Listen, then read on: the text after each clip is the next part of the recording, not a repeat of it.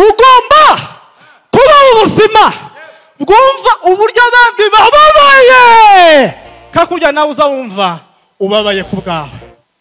Ugomba kugera ku rugero utekereza gusabira abandi harya wisabiye bataraguheza, urya wisabiyeho amafaranga ugahita usabira n'umuturanyi, kandi ibyo wisabiye nawe ataraguheza ugatekereza ko igisubizo kizovayo kizoza gukemura ikibazo cyanyu mwese. Umugisha wa mbere Kristo aguheza mugihura gutya n'ubugingo bw'iteka, n'umugisha. Kandi umuntu wahuye na Yesu hari ibintu byinshi Yesu azamukorera. Icyambere azamukura muri liste y'abantu bagira amaganya.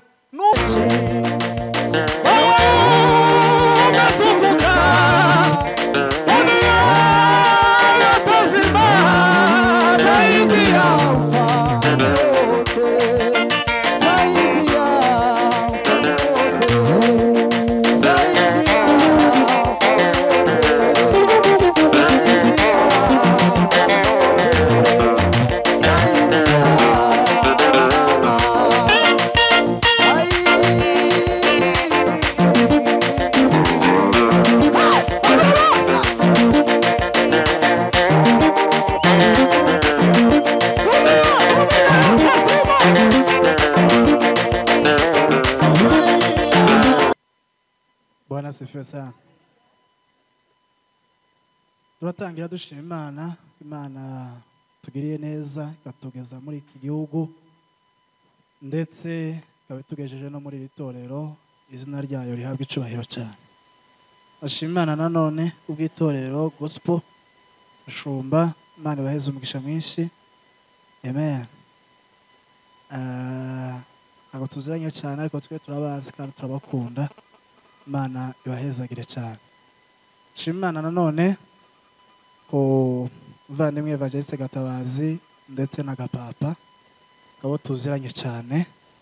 Ndashimira twaravuganye ko twogera hano. Shima Imana ku bwabo kandi Imana ibaheze umugisha kandi turanezerewe ku bwanyu cyane. Hari abavandimwe nabonye bavuye muri Hope. Imana ibaheze umugisha twari kumwe ejo mugasanirwe. Hari abandi bavandimwe tubana muri ministeri yitwa Intwari z'Imana, namwe baheze umugisha kandi nje gusoza ndabaheza indirimbo muririmbi. Murakoze cyane kandi mugira umugisha mwinshi. Rero tudatinze nagira ngo dusome ijambo ry'Imana dusanga muri Yeremiya igice cya mbere umurongo wa 5. Muri Yeremiya igice cya mbere umurongo wa 5. Yeremiya igice cya mbere umurongo wa 5. Ijambo riravuga ngo nakumenye ntarakurema mu nda ya nyoko kandi nakwejeje utaravuka ngushiriraho kuba umuhanuzi uhanurira amahanga. Amen. Subiremo. Yeremiya igice ni cya mbere umurongo wa 5. Ijambo riravuga ngo nakumenye ntarakurema mu nda ya nyoko kandi nakwejeje utaravuka ngushiriraho kuba umuhanuzi uhanurira amahanga. Amen. Dufite somo ryacu ritari rirerire. Turaganira ijambo ry'Imana twahaye umutwe uvuga ngo intambwe zibiri ziganisha umuntu guhinduka isoko y'umugisha. Intambwe zibiri ziganisha umuntu mu guhinduka isoko y'umugisha. Intambwe zibiri ziganisha umuntu mu guhinduka isoko y'umugisha. Intambwe zibiri ziganisha umuntu mu guhinduka isoko y'umugisha. Turabanyamugisha kuba dutunze Imana y'inyamugisha. Turabanyamugisha kuba dutunze Imana y'umugisha. Kandi imiremerwe yacu uburyo turemwe mu mugisha uko uteye ubwoba. Kandi uwo mugisha kuba zonyine uhari ukaba warizeye Yesu wakiriye umugisha uruta iyindi yose. Amen. Bwana sifiwe sana. Kandi Imana muri uko kukurema uri umunyamugisha ntabwo yagushiriyeho akayetape gatoya, kuko ijambo ry'Imana twarisomye Bibiliya yavuze ngo nakuremye nakumenye utarabiki mu nda kandi nagushiriyeho kuzoba kuzoba iki? Umuhanuzi uhanurira mahanga. Ni ukuvuga ngo Imana yaturemye, ntabwo Imana yaturemye turi abantu b'ihanga, ntabwo yaturemye aka espace géographique kitwa ubwoko bw'abanyamurenge, cyangwa k'abantu bo muri Sud Kivu, cyangwa k'abakongomani, cyangwa k'abantu bo muri CPGL, cyangwa muri East Africa. Ntabwo Imana yaturemye gutyo. Yaturemye turi abahanuzi b'amahanga. Yaturemeye isi yose widuhindukire ibe ari impamvu yuko aho tugeze hose bahavoma imigisha bagatahana iwabo. Amen. Ntabwo turi limite kuba turi abanyamugisha ngo duhinduke umugisha wo mwasokuru. Oya.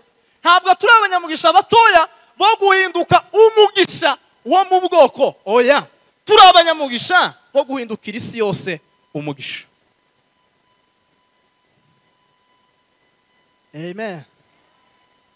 Bwana sifiwe. Nagira ngo nkwibutse ko utari umusita, kandi ndakwibutse ko utari umufirira. Nagira ngo nkwibutse ko utari umunyamurenge gusa. Nagira ngo nkwibutse ko uri umuntu universel. Imana yaremye muri iki gihe kugira ngo uhinduke isoko imara inzara n'inyota abatuye isi bose. Hallelujah. Bwana sifiwe sana. Igiti iyo kimera kigira etape zitatu. Etape ya mbere ni igiti kiriho ariko kitera imbuto.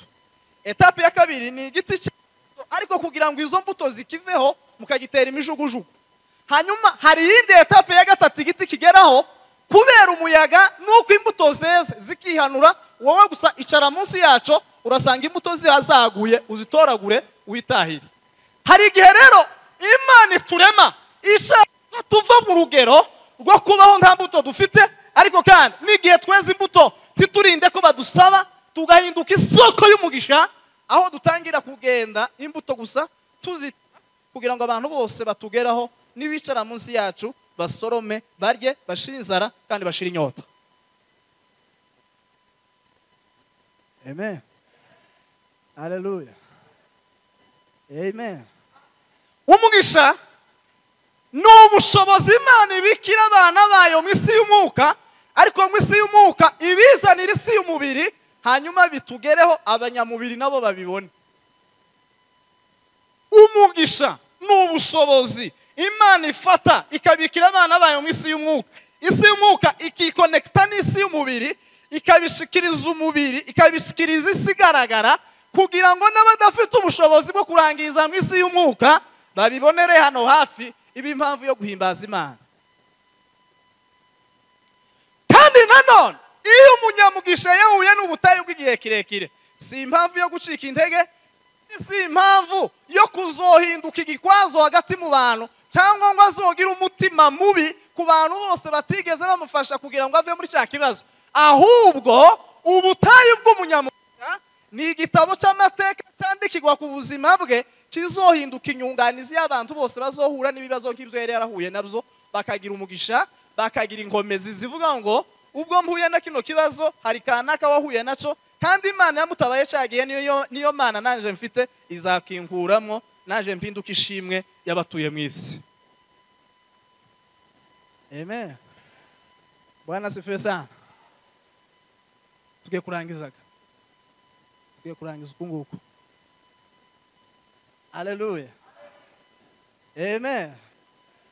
Kubonyamugisha ubutayu bw'igihe kirekire, igihe kirekire cyo kubabazwa, iyo babinyuzemo, si impamvu y'amatiku, si n'impamvu y'uko izoba impamvu ya kritike mu bantu. Oya, si impamvu y'amagambo mu bantu, ni impamvu y'ishimwe y'abantu bose bazamenya ishimwe ryatashe mu mutima wanje.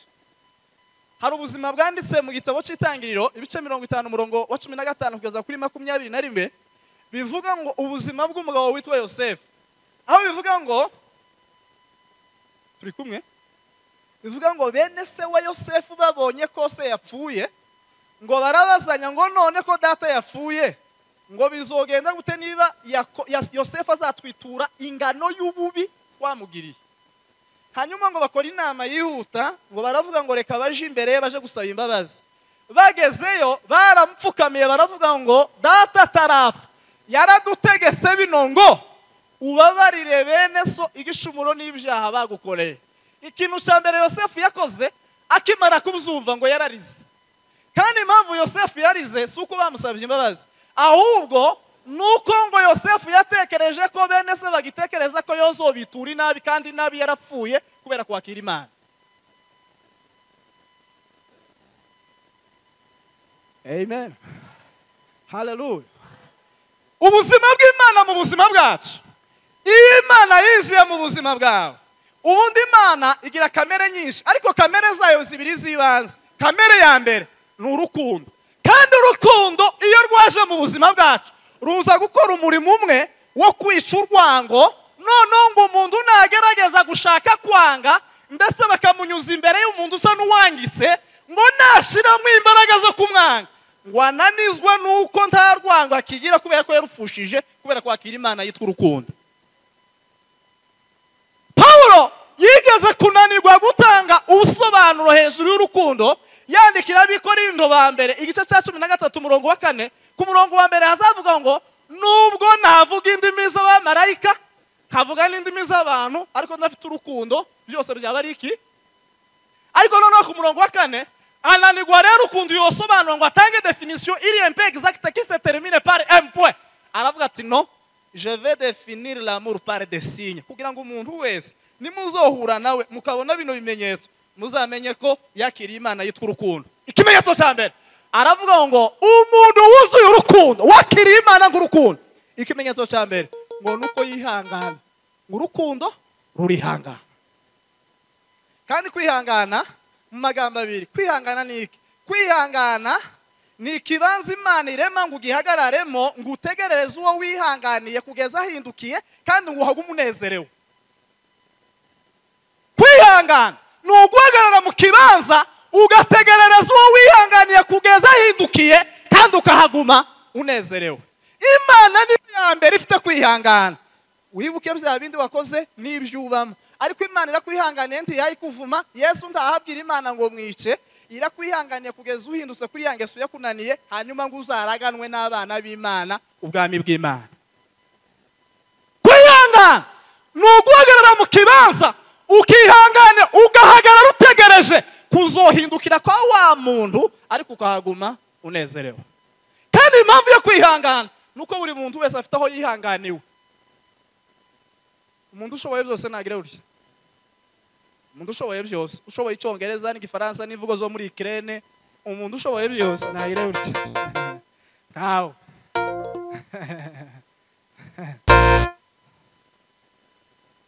Amen. Hallelujah. Tugirire Imana gutya.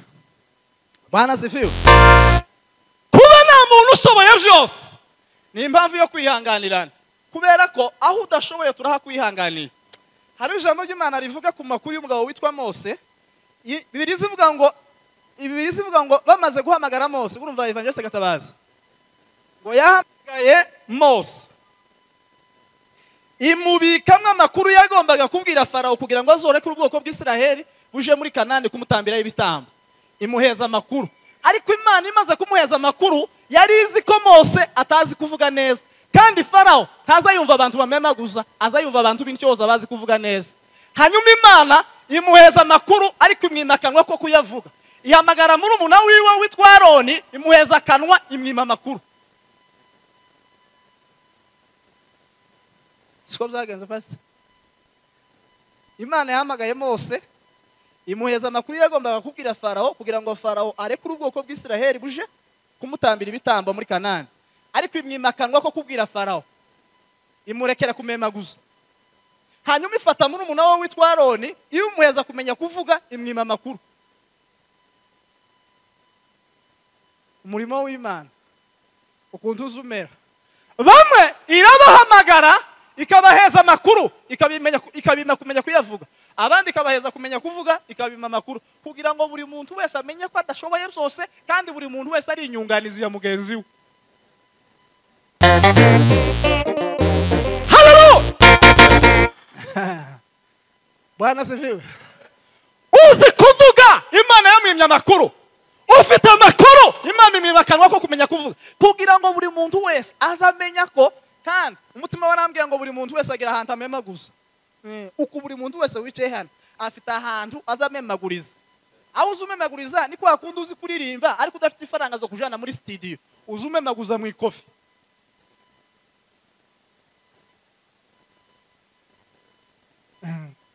Buri muntu wese wicaye hano afite ahantu amemaguriza. Ushobora kuba ufite amafaranga ariko utazi kuririmba, ukeneye umuntu ufite ijwi umufinance asohora indirimbo.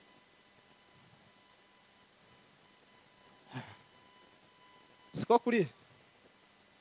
Amen. Umuntu wese akeneye mugenzi we ku buryo niba Imana yarahamagaye Mose ikamuheza amakuru ikamwimakanwa igafata muri umuntu we ikamuhakanwa ikamwima amakuru kugira ngo bombi ufite amakuru azoshaka ufite akanwa, ufite akanwa azoshaka ufite amakuru kugira ngo ibifashwe hano kwa Farawo bihave bigere muri Kanani. Ibyacu biri kwa Farawo bivayo ryari? Igihe cyose watahuye ko hari icyo udashoboye mugenzi wawe muturanye agishoboye, none uce bugufi umuhamagare umusabe cya kindi udashoboye ashoboye akubwirire Farawo, hanyuma mwembi muzogere muri Kanani. Ibi impamvu yo guhimbaza Imana.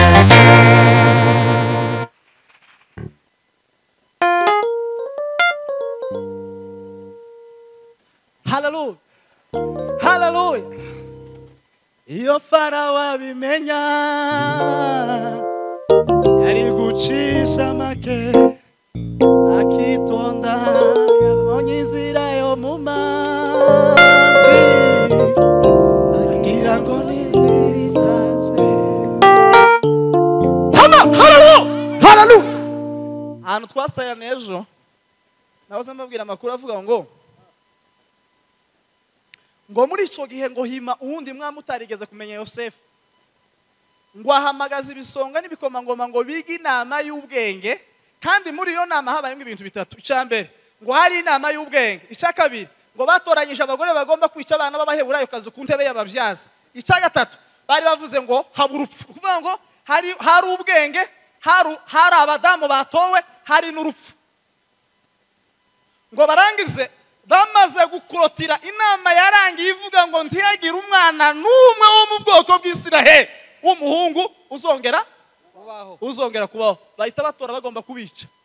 Habe n'uyu munsi Farawo utanezezwa n'ubwoko bw'Imana, hari abantu yatoye, hari abagabo, hari n'abagore batowe bagomba kwica abana bagiye kubatizwa n'abana batangiye gufatwa n'amandiko. Bahita bababwira ko nabo bigeze kubibamwo, none birananirana, bitonde bizabinanirana.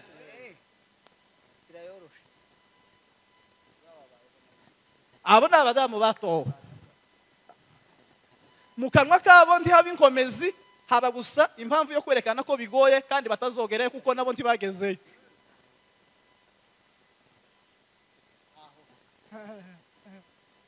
Ariko washimwe Imana ngo igihe Farawo utarigeze kumenya Yosefu ngo yari afite inama y'ubwenge, ngo Imana nayo yari ifite inama y'ubwenge bwica ubwenge bwe. Bari afite inama y'ubwenge bwo kwica abana, Imana ifite ubwenge bwo kwica ubwenge bwica abana. Uko bavuga ngo abana bapfe, Imana ikavuga ngo ubwo bwenge bwize kwica ngiye kwica urwo rupfu kugira ngo abana bazobeho. Hari umuririmbyi wavuze ngo ijapo moyo mugumu wa Farawo ngo Kanani tutaingia. Farawo akomeza umutima ahoroshe yiga ubwenge, dufite Imana ifite ubwenge bwo kubica ubwenge bwe. Kandi ejo nabajije mu ikanisa, none Bishop twe twizeye Imana, kandi Imana yitwa Imana ishoboye byose. Abari kwa Satani bafite Imana inaniwe byose. Hanyuma njewe ushorewe n'Imana ngo ningenda ngo ngira ubwoba bw'umuntu ufite Imana idashoboye byose nitwaje Imana ishoboye byose. Umuntu yogenda avuye ku ndondo agiye kukabara, yagera kuri gwerera ku kiraro akarangiza umuntu imbeba iwe ashorewe n'intare, umuntu ushorewe n'imbeba akamuhamagara ngo wirinde nakuburotse hano ntuzabuka. Wovugana nawe, uwo mubwira ati nje kuvugana nawe, nje nshorewe n'intare, muravugana ibikugezeho. Akazi kobera kumbeba n'intare zomenyekana byahuye.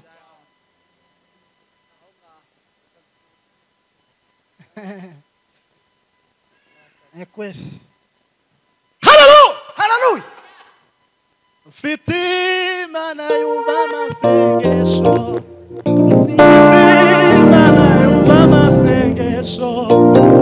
iyo twizeye iyo twizeye hari ijambo umwuka yanyongoreye mu gitondo arambwira ngo igihe cyose nzobura umwanya wo kurya ijambo ry'Imana ngo nzihangane mbure n'umwanya wo kurya umutsima kuko nimbona umwanya wo kugaburira umubiri cyane umubiri uzompeza komande umwuka utazosiporota kubera gusonza.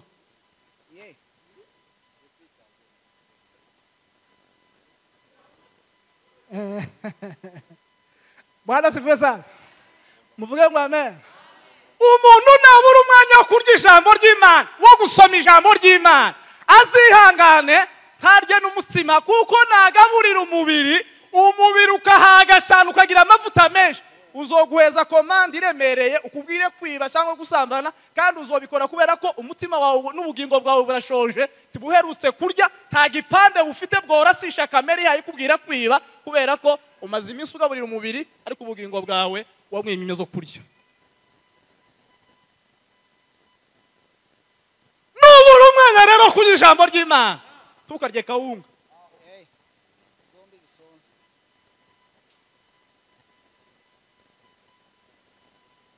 Amen. Hallelujah. Hallelujah. Hallelujah. Yosefu rero nubwo bene se baje barira bamwereka ko bamugiriye nabi we nta nabi yaberetse bigeze kumugirira kubera ko azahinduka isoko y'umugisha kuri bo yahise agenda baremera Gosheni abahamagaza n'abasigaye ngo nibabazane hari igihugu ciza yabaremeye bagende baje kubamo. Tanzika kubanyamugisha tanzika kubanyamugisha tanzika kubanyamugisha tanzika kubanyamugisha tanzika kubanyamugisha kandi kubanyamugisha nta obstacle nimwe uzi ko abantu bose bazohinduka isoko y'umugisha Imana yabatije amaso abereka igisubizo kuruta kwerekana ikibazo bafite. Iyo bahuye n'ikibazo bareba ku ruhande igisubizo bisharanye cyitwa Imana isumba byose ikibazo bafite kigahinduka ubusa kubera ko bazi ko bafite Imana ishoboye byose.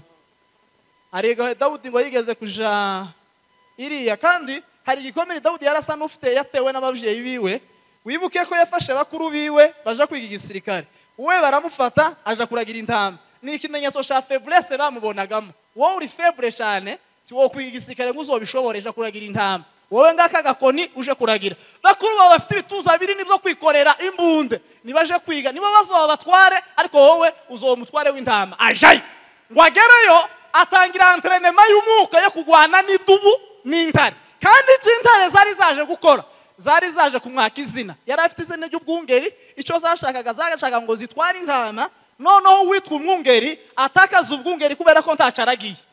Hanyuma kimwe mu bintu byaranze Dawudi nuko yari umuntu uzi kurinda neza icyo yaragijwe. Amen. Ba Dawudi n'abantu baba ubuzima buzi guhagarara kuco baragijwe bakakirinda bakavuga ngo aho kugitakaza jewe ahubwo nopfa ariko nanone ndakora mu kanwa k'intare kure yico naragijwe kugira ngo nzogere kwa data mfite umunezero kandi na data nawe azanezezwe nico yambaye namugaruriye. Uko abantu bose barahanga hari ikintu Imana yaguhaye kuragira. Kuba uri umudamu waragijwe umuryango wawe, kuba uri umugabo waragijwe umuryango wawe, ugomba kuzoseruka imbere y'Imana abana bose banezerewe barabatijwe banezerewe bararirimbye banezerewe baratanze amaturo banezerewe baratamze barasenze barasoma ijambo ry'Imana kubera warabaragijwe ugomba kubarinda. Bwana Yesu asifiwe. Amen. Hallelujah. Hallelujah. Hallelujah. Hallelujah.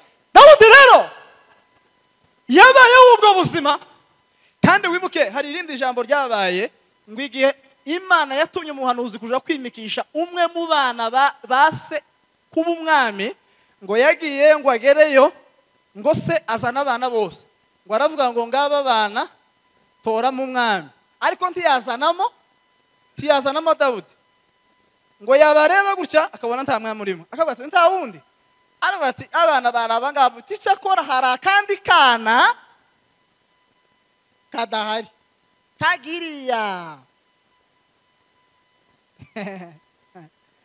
ni se wa Dawudi. Ngaba bana icyakora hari akandi, ariko uko se yavugaga ngo ngaba bana ngo hari akandi kana, Imana yo yaravugaga ngo ngubu bwana hari uwundi mwana. Abana bava mu mwana ngaba icyakora hari akandi kana kakaza ifu uko kibera mu ntama. Imana ikavuga ngo ngutu twana twutuze ifu hari umwana niwe nshaka. Baramuhamagara kihagera.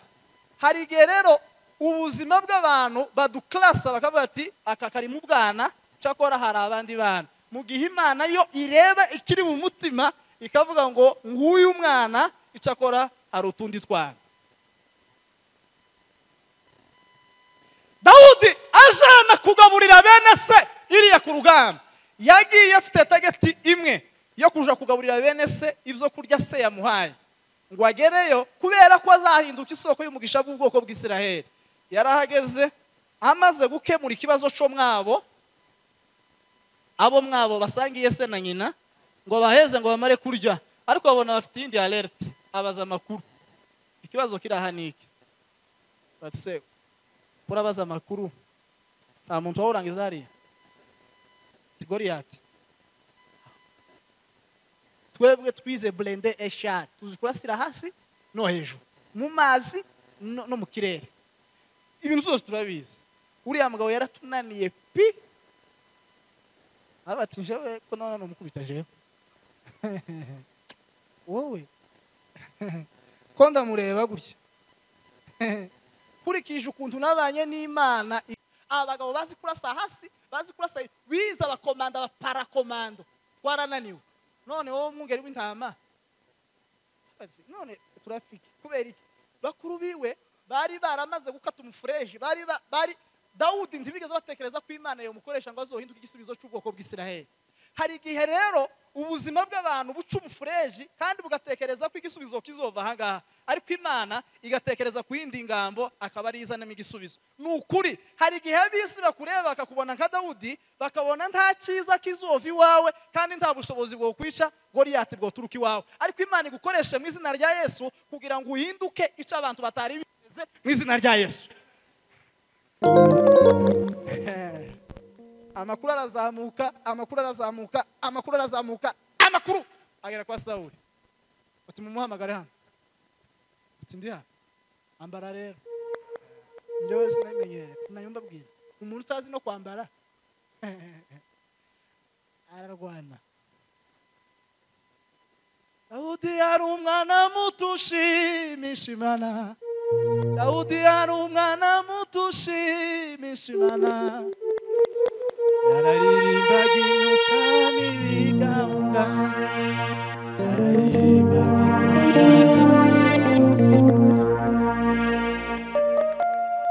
biravuga ngo afata umuhumetso akora mu mvumba ye, atora mu ibuye ararizunguza. Ako ndafashwe mana.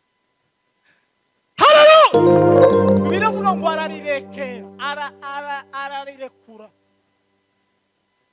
Iragenda. Imana igutizuye mu izina rya Yesu, utera ibimeze ka Goliyati byose imbere yawe. Sama haleluya! Aratuma rigerayo rikora umurimo ryagombaga gukora. Icari ikibazo cy'ubwoko gikemurwa n'umuntu utarigeze gutekerezwa ko yozoturukamo igisubizo. Ni ukuri Imana izokoresha abantu batigeze batekereza ko Imana yokoresha, kandi muri abo witegura Imana izogukoresha mu izina rya Yesu. Amen. Haleluya. Bwana Yesu asifiwe. Bakuru ba Dawudi n'ingabo zose za Sawuli barebaga Goliyati bakabona n'umusozi muremure, ariko Dawudi yahindukire yamureba akabona ni esikariye kumukura inyuma y'intama zimugeze ibwami. Ku bantu b'abanyesoko bazohinduka isoko y'umugisha, iyo bareba ikibazo ntibabona ikibazo, babona urwingo bururiraho kugira ngo bave habi binjira heza.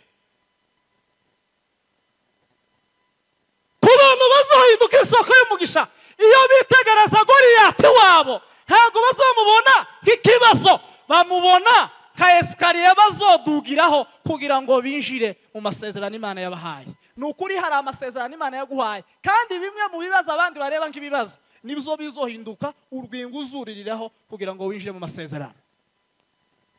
Kugira ngo nsoze rero, amen, haleluya, mbabwira amakuru y'umugabo w'umunyamurenge wahindutse isoko y'umugisha, hanyuma mbabwira intambwe zibiri dusoza. Umugabo umwe w'umunyamurenge yagize inzara, arasonza cyane, za bindi byitwa gusonza. Amaze gusonza atekereza ko yoje gusaba ifunguro, ico bita inka yo gusaka, kugira ngo azosakire abana n'umugore batazamupfira mu maso kubera impamvu y'inzara. Aja mu nzu y'umuturanyi amubwira ngo narinje hano kugira ngo uzonsigara undebera umuryango, kuko nje wongeye gusaba inka yo gusaka kandi nzoja kure, nonega usigara undebera umuryango kugira ngo uwo muryango utazogira icuba. Hanyuma ngo yinjire muri ya nzu yari yatekereje ko bagomba kumusigarira ku muryango, hanyuma ngo nagira icaronka azoza kubafasha, ngo yinjire mwasanga uko ashonje mu biwe niko mu muturanyi nabo bashonje. Ico yamurushije ni ukumenya gutaka, ariko n'abandi barashonje. Asohoka ntacyo amubwiye ngo arangize aje aho yagombaga gusaba inka, ngo agereyo baramugaburiye umuco wa kinyamurenge, babaza amakuru bamaze gufungura. Ngo barangize gufungura bamubaje amakuru, baramubwira ati ngaho tubwira ikikugenza hakiri kare tubone kuryama. Ati kingenza ni ijambo rimwe, nagize inzara noneho ntekereza kuza kugusaba inka kugira ngo uzosakire umugore n'abana. Bati cyakora nashatse kunyura kwa kanaka kugira ngo mubwire ngo azosigara ndebera umuryango, ngo mpagere, ngo igihe nokamubwiye ikibazo mfite ngo ndebe mbona shonje kuko nshonje, nonega nje kugusaba inka, niba umpimwe umenye ko tuzogabana n'akanaka, kuko uburibwe bw'inzara numvishije sinokwemera ko nzorara ndiye, hanyuma ngo menye ko hari umuntu wawuribwa kuko naribwaga, ngo bimpeshe amahoro. Nonega mama, niba ari inka umpezi ibiri, niba ari imwe tuzoyigabana. Ono umunyamurenge warangiza wa mugabo ngo abyumvise ararira cyane, aramubwira ati sasa wowe ryama tuzovugana ejo mu gitondo. Bukija gusha buhabucagurikana, akora ku mugore we aramuvyusa, abyusa n'abana. Batumushitsa aracyajyamye, twige ku kibazo yarayaduhaye. Umugore aramubwira ati sasa iki kibazo twocumva twenyine, reka duhamagane n'abandi bagabo bo mu muhana baze bumva aya makuru ko ntitwohumigwa twenyine. Bakora umugore anyura hano abwiye revera, undi mwana abwiye chef, abandi babwiye pref. Abagabo 15 bazinduka muri gwa rugo, ngo bahagere wabaga bati tubwire gavuga ko turahinga, abandi ko turaragira, tubwire vuga ko turagenda. Ata amakuru si menshi, uyu mugabo nababwira amakuru yarayambwiye. Wa mugabo ngo yasubiramo, bamare kuyasubiramo, abagabo bose batangira kurira, ngo bamare baravuga ati umusaza mukuru ngo wari uhari, yamavuga ati uyu mushitsi nasoke abasangwa dusigare twige kuri ico kibazo.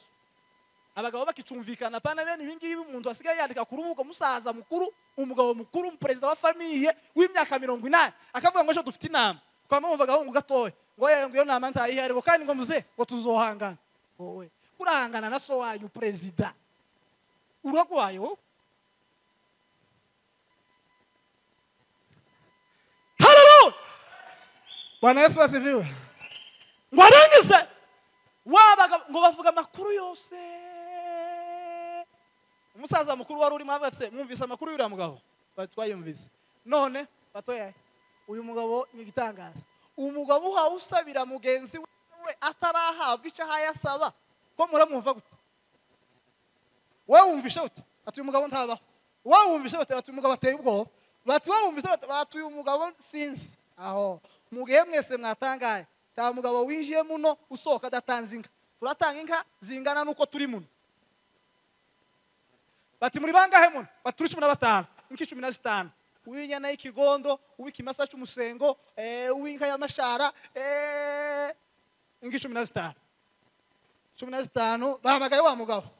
Bati njira muze. Bati waduhumiye hano muno muhana. Amakuru yawe yadutangaje. Nonega takundi nato. Ngizi inki 15 ugende ushorere, mugende mugabane n'uwo mugabo, ahasigaye musake, ahasigaye mugira ikiraro, abagore nabo bazabahira. Yamaze shorera azijanye ngo aje kugera hafi y'umuhana, ngo abankuzihengeka ku karenge, aja mu mwana aje guhamagara wa mugabo.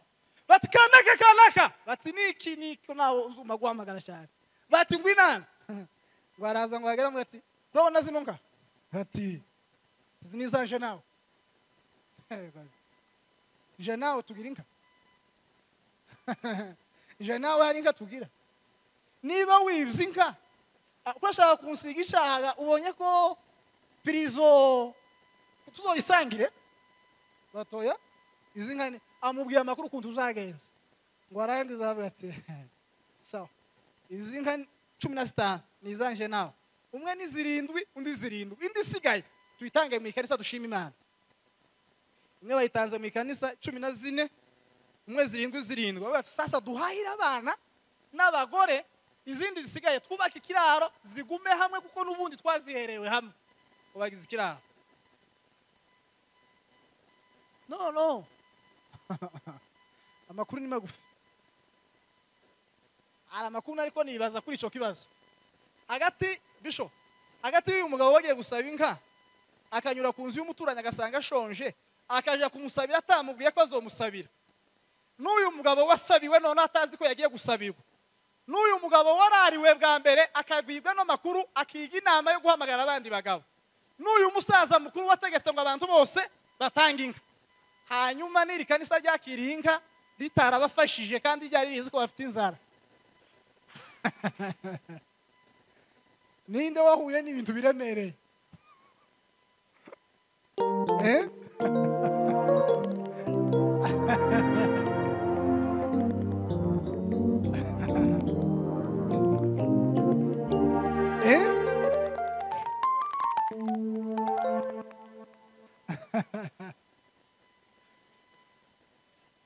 uko sawa Mungu wangu usiku uko sawa tu safari kuniacha ajaribuni umenishika mkono uko sawa Mungu wangu mchana usiku wewe uko sawa tu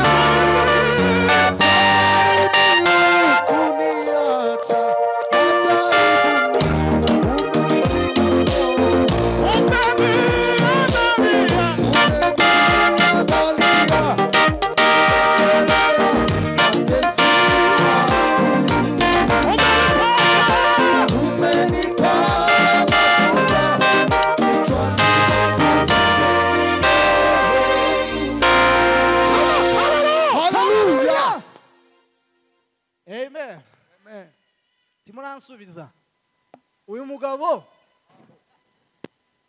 wewe wasubije ute uyu ni sawa uyu mugabo wasabye atatumwe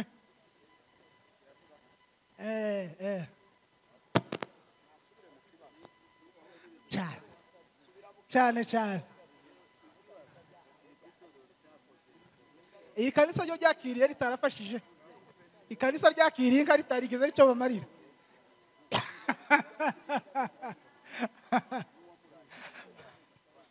Sama haleluya tugomba kurenga urugero rwo gutekereza ko hari ico dufite twotanga tukagera ku rugero rwo gutanga ibyo twasabye bitaratugeraho ko tuzogabana n'abandi Sama haleluya tugomba kurenga urugero rwo gufasha kubyo ufite ariko nibyo wasabye utarakira ugahita ushiramo n'umushinga wo kuzoyifasha abandi mu gihe utarabyakira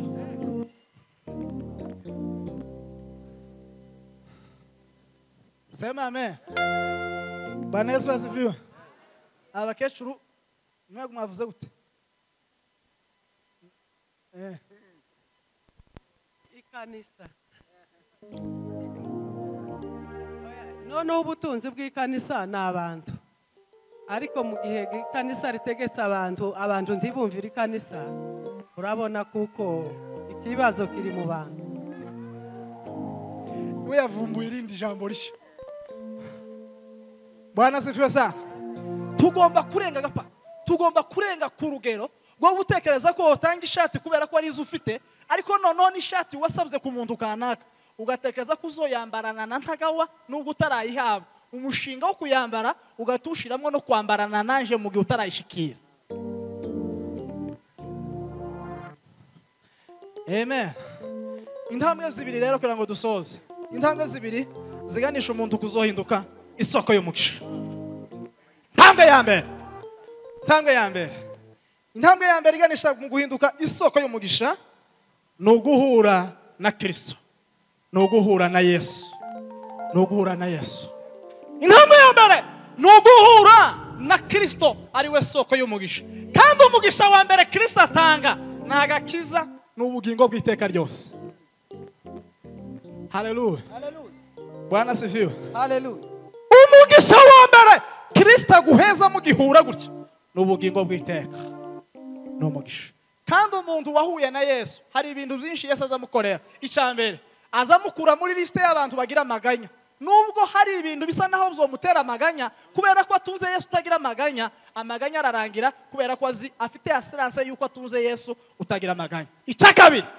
Icyakabiri uwahuye na Yesu ava mu bantu bagira amaganya ariko akava no mu bantu batera ibibazo. Hari abantu babayeho bazatera ibibazo ku bandi. Iyo Yesu yageze ku buzima bwawe agukura mu bantu bagira ibibazo, batera ibibazo, ariko kandi akagukura no mu bantu bagira amaganya, ukabaho ubuzima bushima Imana nubwo hari ibintu kanaka bitarakugeraho, kubera ko wizeye ko Imana izobizanira umunsi umwe ikaba impamvu yo gushima Imana, ugahora mu buzima bushima Imana, bityo ugakurura amashimwe ari kure akakwegera. Uburyo bwiza bwo gukurura amashimwe ari kure ngo akwegere ni ugushima ugifite ibibazo, kugira ngo ishimwe ryari kure rikwegere, hanyuma uhinduka ishimwe rigaragarira amaso y'umubiri. Sema amen. Amen. Vuga ngo amen. Hallelujah. Hallelujah. Amen. Ndahamya neza ndashidikanya ko umukobwa cyangwa umuhungu ufite ubukwe hano aramutse ahuye na perezida wa kino gihugu akamubwira ngo ufite ubukwe, akamubwira tumpeze bije, hanyuma wowe ugenda uryame uzotegereza umunsi w'ubukwe. Wogenda ukaryama, umurimo wokora nukurarika abandi ngo muzoze, nubwo mutazotwerera ariko muzontahira ubukwe. Kubera iki? Afite assurance y'ijambo rya perezida yamubwiye ko ibintu byose azobigaramiye. Dufite Imana iruta ba perezida, yaduhaye assurance ko izabana natwe, nubwo tuzanyura mu mazi hazadutembana, nubwo tuzanyura mu muriro kuba dufite iyo Mana. Dufite assurance ko n'ibibazo dufite uyu munsi bizoshira, kubera ko dufite Imana ishoboye byose. Amen. Hallelujah. Umuntu ari mu kugira umwana umwe yaje hanze cyangwa umukwe cyangwa umukazana, akamubwira ati muze ikibazo cy'amazu n'ibindi ugenda uhagarike gupagasa, ukwezi niko uzaza gushira, uzoza umpamagara, ukamurambika igikapu, ukamurambika akazi, ukamusezera, ukamuvuga ati assurance yo kwishura inzu no kwambara no kurya byararangiye, ko mfite umukobwa uri muri Amerika azoza nyohereza amafaranga. Ariko twe twegamiye Imana ishoboye byose, twananiwe gusinzira. Dufite Imana ishoboye byose, turashaka gusinzira n'abantu badashoboye byose.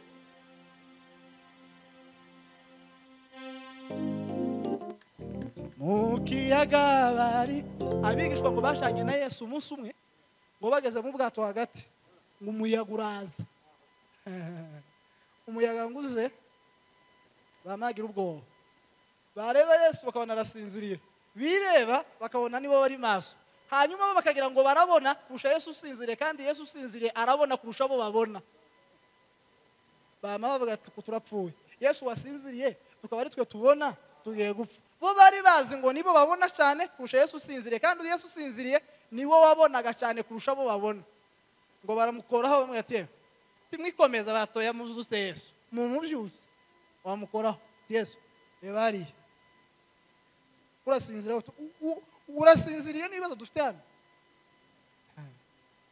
Igitangaza cyabaye ngo arawuhamagara ati muyaga, ati perezida tumwambonye hano, nabigisha twari ko tureba, ariko turatwara perezida wacu tumutware he?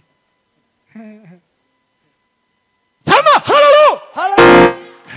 Bwana asifiwe sana. Bwana Yesu asifiwe. Abantu bari baburiye amahoro aho bagombaga kuyaronkera, ko barayashakira aho batoyaronkera. Turi impande ya Yesu, tugomba gusinzira Yesu.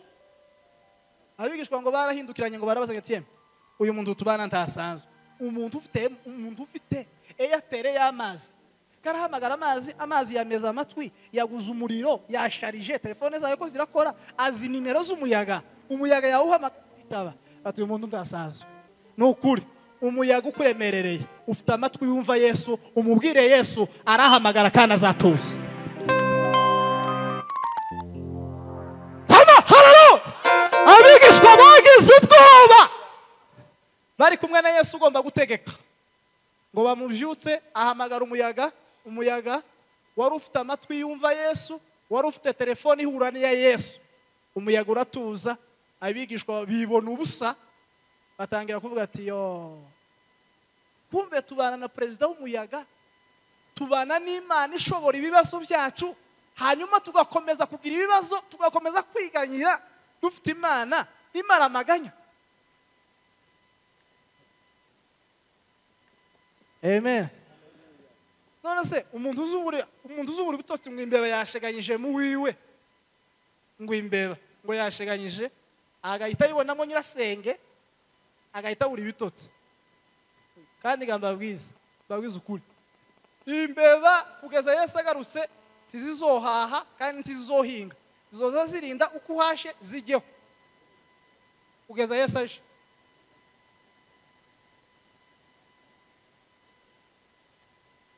Siko kuri muze ukurategereje ngo imbeba zizotera imbere ngo noneho zitangire guhinga nazo.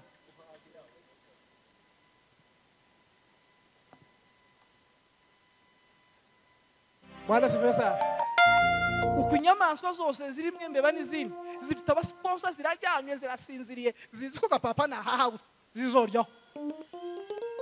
Kandi kuri biriya bitungwa byose bihora binezezwa nuko gapapa agira imbaraga akora, kuko bazi ko ubuzima bwiza bwa gapapa egara ubuzima bwiza bwabyo.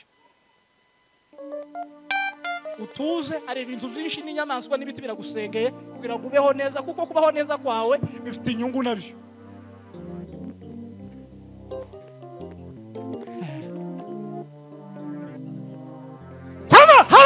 Hallelujah. Bwana asifiwe sana. Bwana Yesu asifiwe. Hallelujah.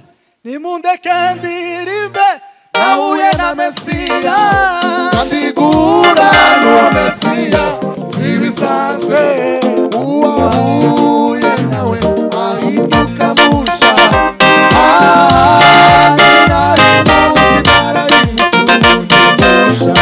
nimundeke Ndirimbe nahuye na Mesiya, Kandigura n'uwo Mesiya si bisanzwe, uwahuye nawe ahinduka musha.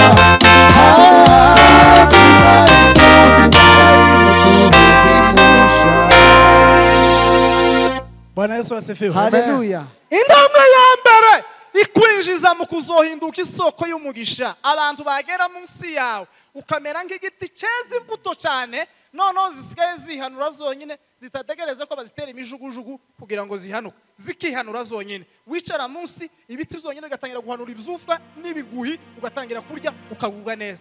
Intambwe ya mbere ni uguhura na Yesu. Uhura na Yesu mu izina rya Yesu. Amen. Amen. Hallelujah. Hallelujah. Amen. Ugomba gukura kugero ahantu wese ugeze abantu bahebarira bagaseka ku bwawe. Abambaye ubusa bakambara, ababuraye bakarya, abarwaye bagakira, abandi bafite ibindi bibazo byose bakubona bakavuga ngo ubwo uhageze barabona igisubizo, kuko ugendana na Yesu uhorana atanga ibisubizo. Uhure na Yesu. Uhure na Yesu. Ugera ku rugero uba nk'igiti cyaze imbuto cyane, zisigaye zihanura abantu bose gusa. Isifiye kugera kuri ico giti usanga imbuto zarihanuye, wicara hasi ukarya ukagubwa neza. Amen. Bwana asifiwe sana. Hallelujah. Intambwe ya kabiri dusoza. Intambwe ya kabiri iganisha umuntu kuzohinduka isoko y'umugisha, ni ukubura amahoro kubera ko abandi babuza amahoro.